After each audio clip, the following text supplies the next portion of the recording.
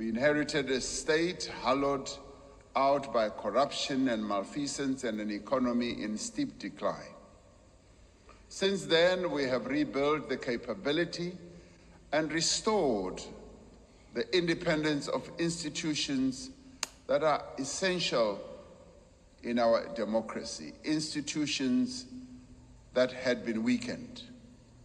We have reinvigorated entities like the South African Revenue Service, the National Prosecuting Authority, the Special Investigating Unit, to fulfill their mandates effectively without fear or favor.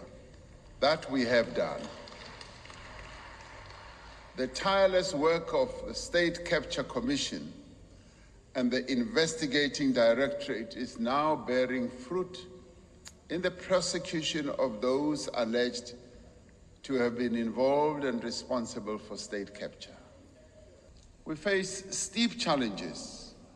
South Africans are worn down by power outages, water supply interruptions, rising crime, and instability in local government. That, we admit, several speakers in the debate raised the need for effective and urgent implementation of the tasks outlined in the State of the Nation address to address these challenges decisively over the next year.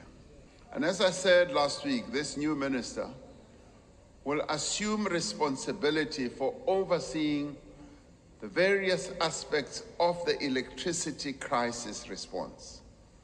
The minister will be responsible for driving the various actions being coordinated by the National Energy Crisis Committee to end load shedding as a matter of urgency.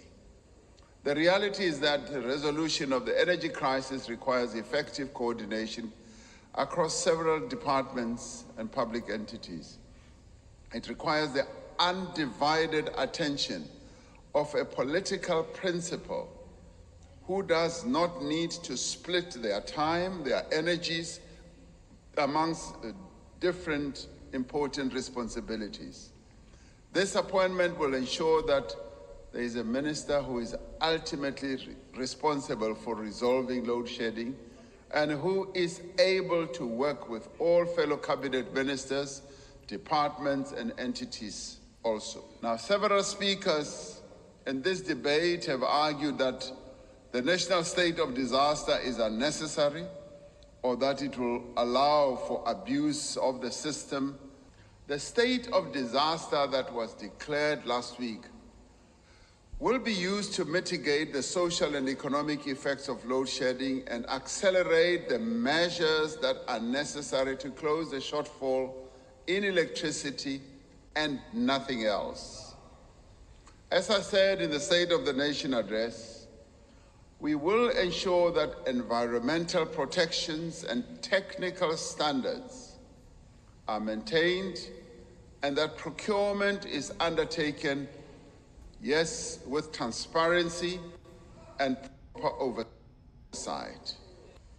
We are taking important steps to professionalize the public service across all spheres to ensure that the right people are appointed and are placed in the right positions, that they are held accountable and they are empowered to provide the best possible service to the people of our country.